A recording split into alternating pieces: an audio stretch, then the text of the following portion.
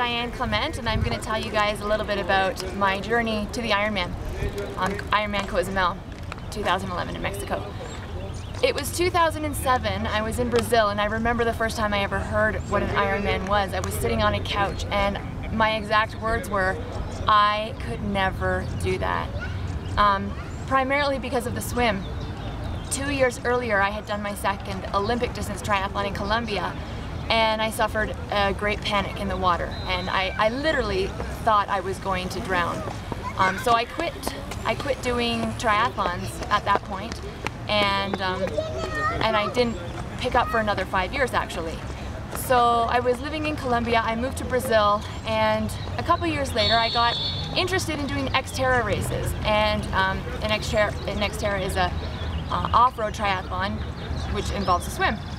So I decided to try in 2010 a short distance Xterra race, and it went well. I did panic in the water, but I finished it. I didn't get pulled out of the water like I did in Colombia. And it was a great race. It kind of got me back into triathlon. A year later I did a half Ironman, and at the end of the race I said to myself, I will never do a race like that ever again. And within 24 hours I was on the Ironman website looking for which full distance Ironmans I could sign up for, but most of them were already full. So about a month later somebody mentioned Cozumel, and I signed up. So my journey to training for Ironman Cozumel was actually quite difficult because I had moved out of my house, I wasn't living in one space, I swam very, very little in the open water, I was battling that fear. I have had multiple surgeries on my knees, I had sprained my ankle, it was complicated. And yeah, so November came, and I went to Mexico. My sister met me there, and feeling very, very unprepared for the race and trying not to be completely anxious and paranoid and panicked, I went into it with kind of an open mind and an open heart and had the best day of my life actually.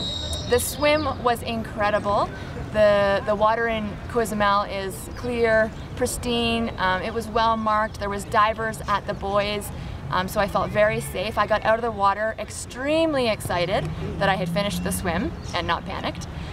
The bike was windy but incredible as well. The views on the windy side of the island were so beautiful that you didn't concentrate on how windy it was. I did suffer a little bit of stomach issues on the bike, getting my nutrition sorted out. And then it started to downpour at the end of the bike, so it was an exciting ending to the bike.